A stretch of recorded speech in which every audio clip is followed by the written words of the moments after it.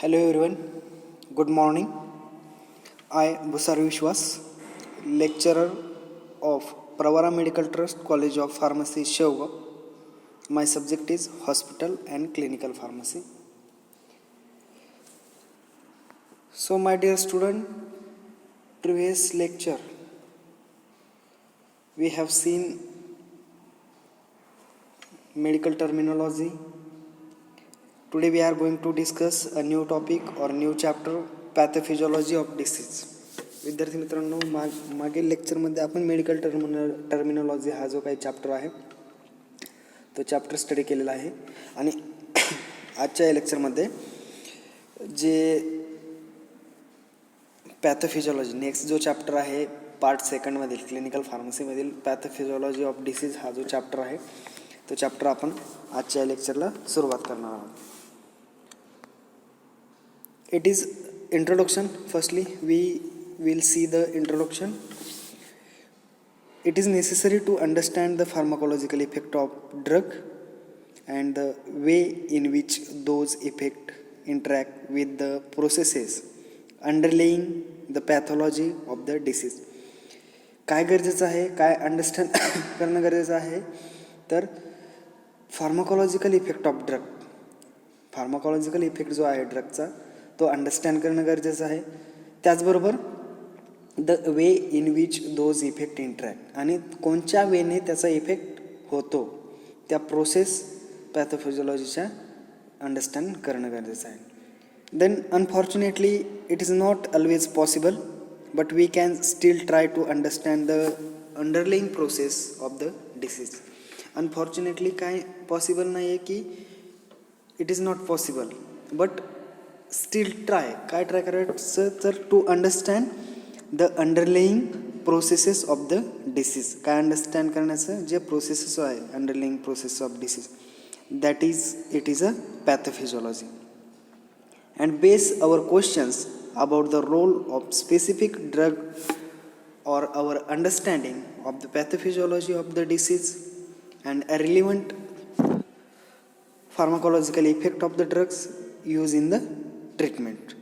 Then pathophysiology processes involved are illustrated in figure number 4.1. 4.1 मध्ये कशा प्रकारे दाखवले म्हणजे ही फिगर 4.1. फर्स्टली काय काय आहे वर कॉजेस आणि इटिओलॉजी आहे. कॉज काय आहे, कोणत्या कॉजेसमुळे तो डिसीज झाला. देन त्याचं primary pathology, biochemical, pharmacological structure. Then whole organ or system functional pathology. Then secondary pathology, त्याचे सायन्स अँड सिम्पटम, कॉम्प्लिकेशन्स. अशा प्रकारे पॅथोफिजियोलॉजिकल प्रोसेस आहे इन्व्हॉल्व इन डिसीज. काय काय पाहिलं त्याच्यामध्ये कॉजेस आहे किंवा etiology, then primary pathology, biochemical, pharmacological structure, त्याचबरोबर सेकंडरी पॅथोलॉजी, त्यानंतर होल ऑर्गन किंवा सिस्टीम फंक्शनल पॅथोलॉजी, त्याची सायन्स अँड सिम्पटम आणि कॉम्प्लिकेशन्स. अशा प्रकारे पॅथोलॉजिकल प्रोसेस आहे. Then consider the pneumococcal pneumonia. Consider काय केलं तर जो निमोनिया आहे, काय pneumococcal pneumonia, the cause infections with the pneumococcus. मग ते इन्फेक्शन कशामुळे होतं, जे न्यूमोकोकस आहे, स्ट्रिप्टोकोकस न्यूमोनी, पॉझिटिव्ह एजंट काय आहे त्याचा ज्यामुळे इन्फेक्शन होतं, स्ट्रिप्टोकोकस न्यूमोनी त्याचा पॉझिटिव्ह एजंट आहे. The primary pathology is the inflammatory response. आणि प्रायमरी पॅथोलॉजीमध्ये काय होतं मग आपण पाहिलं की primary pathology, biochemical, then pharmacological structure. त्याच्यामध्ये फर्स्टली आपण सीन काय केलं होतं की कॉजेस किंवा इटिओलॉजी. मग याचं पॉझिटिव्ह एजंट काय आहे निमोनियाचा तर स्ट्रिप्टोकोकस न्यूमोनी. मग नेक्स्ट स्टेप आहे primary pathology, biochemical, pharmacological structure. मग त्याच्यामध्ये काय आहे की primary pathology is the inflammation होणार त्या ठिकाणी, response resulting in the abnormalities in a lung function. त्याच्यामुळं काय होतं लंग फंक्शनमुळं ॲबनॉर्मॅलिटीज ऑब्झर्व होते. देन एक्झाम्पल काय आहे त्याचं hypoxia. Then the pleurisy and pleural effusion is the secondary pathology. आता सेकंडरी पॅथॉलॉजीमध्ये काय आहे, प्लुरिसी आणि pleural effusion is the secondary pathology. Pleurisy आणि प्लुरल इफ्युजनमध्ये सेकंडरी पॅथॉलॉजी आहे. आणि मेटास्टॅटिक निमोनोकॉकल इन्फेक्शन, त्याच्यामध्ये काय होतं, इन्फेक्शन होतं निमोनोकॉकलचं मेटास्टॅटिक. त्याचं एक्झाम्पल काय आहे, cerebral abscess is regarded as a complications.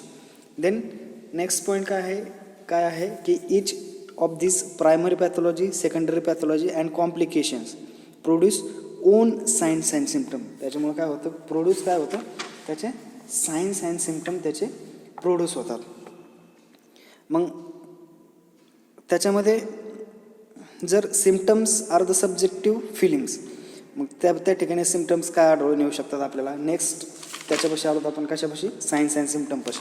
मग सिम्पटम काय आढळून येऊ शकतात त्याच्यामुळे की नॉझिया होऊ शकतो, पेन होऊ शकतं. Where the objectively identifiable changes are term signs. त्याच्यामध्ये fever, reddening of the skin, fever येऊ शकतो किंवा रेडनिंग ऑफ द स्किन. मग जी पॅथोफिजिओलॉजिकल आपण प्रोसेस पाहतो त्याच्यामध्ये कुठपर्यंत आलो आपण आता, सायन्स अँड सिम्पटमपर्यंत. आणि लास्ट वन काय आहे, detectable structure change produce in causes of the disease is known as lesions. त्याला आपण काय म्हणू शकतो, is known as a lesions. Then next one आहे, त्याच्यामधील कार्डिओव्हॅस्क्युलर डिसीज स्टडी करायचे आपल्याला. नेक्स्ट वन काय स्टडी करायचे, त्याच्यामधील ही प्रोसेस लक्षात आली ना. फर्स्टली काय होतं की कॉझिटिव्ह एजंट, इटिओलॉजी, त्यानंतर primary pathology, biochemical, pharmacology, structure, त्याच्यानंतर सेकंडरी पॅथॉलॉजी, त्याच्यानंतर सायन्स अँड सिम्पटम्स आणि last one is a complications. Next one आपल्याला स्टडी करायचं आहे कार्डिओव्हॅस्क्युलर डिसीज. कार्डिओव्हॅस्क्युलर डिसीज त्याचं फर्स्ट एक्झाम्पल आहे अँजायना पेक्टोरिस. कार्डिओव्हॅस्क्युलरचं डिसीजचं फर्स्ट एक्झाम्पल काय आहे, angina pectoris. The syndrome of angina pectoris occurs when there is an acute imbalance between the oxygen requirement of the myocardium and the oxygen available to it. Syndrome काय आहेत angina पेक्टोरिसची, कधी occur होतात syndrome, किंवा जेव्हा acute imbalance होतो. कशामध्ये acute imbalance होतो, between the oxygen requirement of myocardium. जी ऑक्सिजन मायोकार्डियमकडून ऑक्सिजन रिक्वायरमेंट आहे आणि ऑक्सिजन अवेलेबिलिटी आहे, त्याच्यामध्ये काय होतं, इम्बॅलन्स तयार होतो. This occurs either where there is a sudden spasm of coronary artery or sudden increase the demand for oxygen in the chronically ischemic heart. त्यामुळे काय होतं की इन्क्रीज त्या ठिकाणी काय होतं, सडनली स्पाझम ऑफ कोरोनरी आर्टरीमध्ये किंवा सडन इन्क्रीज, त्या अचानकपणे ऑक्सिजनची डिमांड त्या ठिकाणी इन्क्रीज होते क्रोनिकली इस्चेमिक हार्टकडे. त्यामुळे काय होतं की the increase in oxygen demand may result from any stimulus which causes. Increase झाली डिमांड, त्यामुळे काय होतं, first one increase the heart rate increase होतो. त्यानंतर नेक्स्ट वन काय होतं, increase in systolic ventricular pressure or size. Systolic ventricular pressure किंवा size increase व्हायला सुरुवात होते. आणि third one increase in rate or force of contractility of myocardium.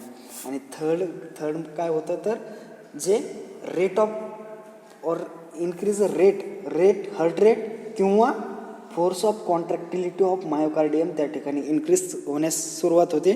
त्यामुळे काय होतं की the commonest causes of an acute angina attack is exercise, but it can also occur in a response to the other forms like that stress such as emotion, cold आणि heavy meals.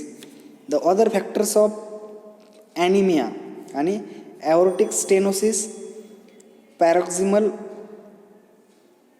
ॲरिथमियास आणि थायरोटॉक्झिस. ॲरिथमियास आणि थायरोटॉक्झिस.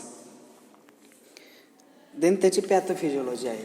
पॅथोफिजिओलॉजीमध्ये काय दिलं आहे त्यांनी, risk factor आहेत, त्याचबरोबर genetic genetically काय एक्झाम्पल आहे, हायपरलिपिडेमिया असू शकतो, डाएट, त्याचबरोबर hypertensions, then smoking, diabetes, mellitus, gout, oral contraceptive.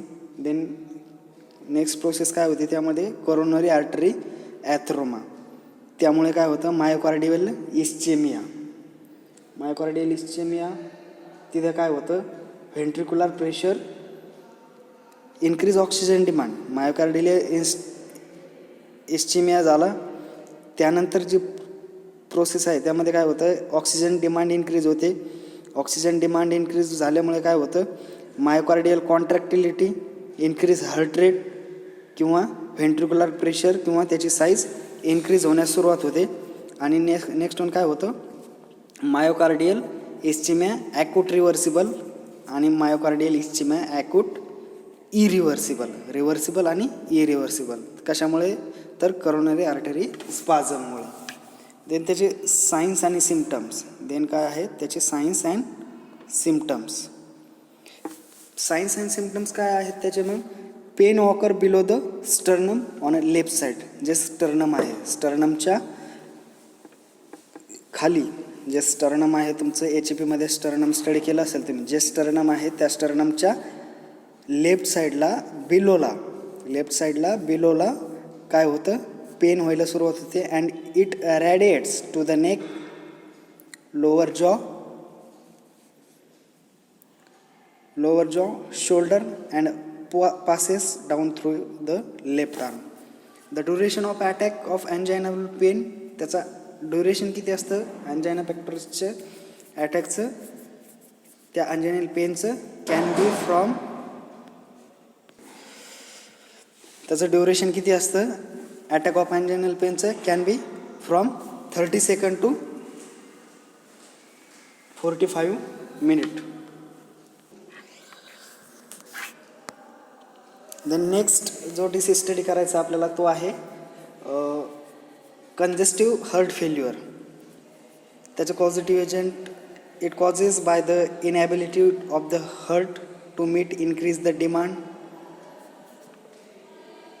नेमली the inability of the stroke volume and maintain the equality with the volume of the blood return to the heart. As the cardiac muscle loses its ability to keep pace with the demand, the pulse rate increases. त्यामुळे काय होतं, pulse rate increase होतो. Then when the cardiac reserve is exhausted, the pathologic changes result congestive cardiac. आणि pathological changes होतात त्यामुळे result काय होतो की congestive cardiac failure.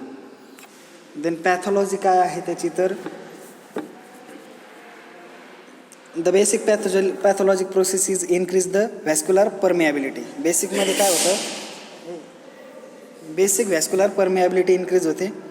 Then the lungs are seat of the pathological changes when the left side of the heart fails. The next process काय होतं की increase the intra vascular pressure increase होतो. Then is transmitted to the pulmonary capillaries. Then as this vessel dilated, plasma leaks in the surrounding of tissue. As that time goes on, the leakage of fluid becomes so great that the fluid accumulate in alveoli. आणि ते fluid काय होतं, accumulate होतं pulmonary oedema and pleural space, त्यालाच आपण pleural effusion म्हणतो. Red blood cells may escape from vessels so that pulmonary oedema is a blood tinge. Then generalized blood tinge sputum. Next one आहे alveolar lining cells undergo hypertrophy and helps to the remove the pulmonary edema fluids and fragmented RBCs. Then causes काय आहेत त्याचे, तर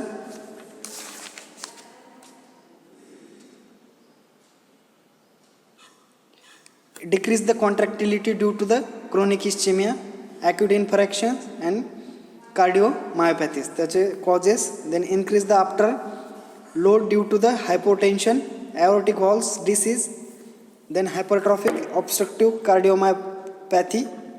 Third one आहे increase the cardiac output due to the mitral incompetence, arrhythmias, anemia, hyperthyroidism and peripheral stunts.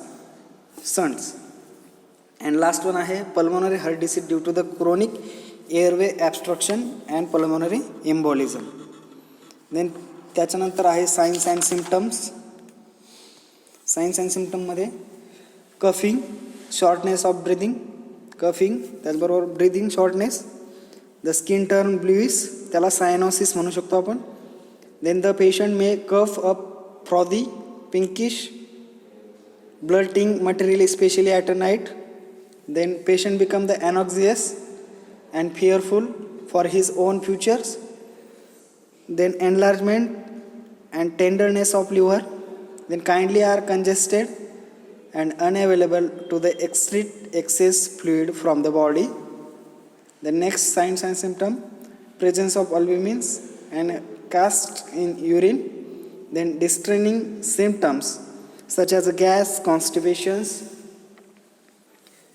lack of appetite and distensions of the bowels.